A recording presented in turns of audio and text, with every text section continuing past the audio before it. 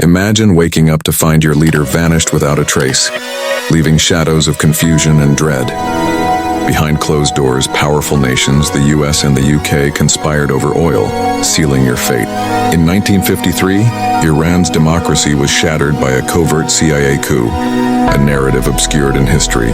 Today we unravel this untold chapter, revealing truths that remain elusive in classrooms. Amidst a landscape of monarchy and foreign exploitation, a beacon emerged in Iran's political turmoil: Mohammad Mossadegh. A fervent nationalist and reformer, Mossadegh garnered the reverence of the populace when he ascended to the prime ministerial role in 1951, a move that sparked both celebration and hope. His agenda was simple yet revolutionary: to reclaim Iran's vast oil wealth for its people, wresting control from the clutches of the British-owned Anglo-Iranian oil company. In a striking act of defiance, he nationalized the oil industry, igniting a fervor of justice among Iranians who had long suffered under the yoke of poverty.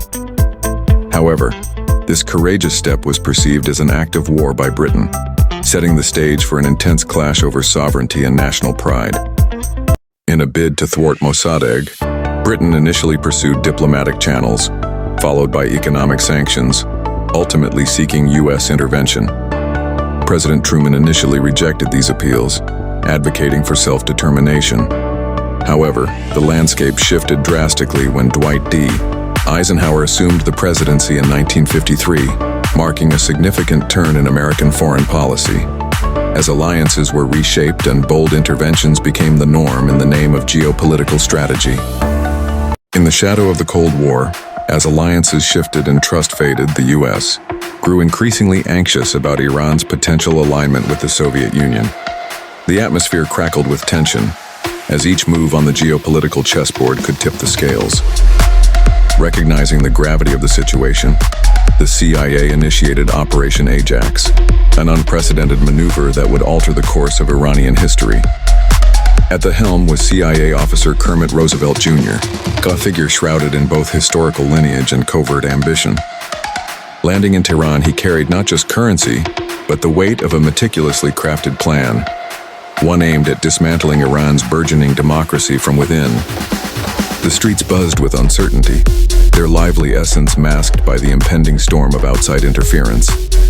As whispers of dissent grew louder, the operation unleashed a cascade of events forever changing the fabric of Iran. It set a precedent for future US interventions, illustrating the lengths to which nations would go to protect their interests amidst a turbulent international landscape. In a dramatic twist of fate, Mohammad Reza Pahlavi returned to power, his reign now supported by the United States. With unwavering determination, he ruled with an iron fist, suppressing any whispers of dissent through the ruthless watch of the Savak, his secret police. Once a beacon of hope for democracy, Iran swiftly morphed into a dictatorship, crafted by foreign intervention and igniting resentment among its people. Yet a spark of revolution ignited in 1979. As the Iranian populace united against tyranny, the Shah was dethroned, and resentment boiled over as the US embassy was besieged, plunging America-Iran relations into a chasm of mistrust.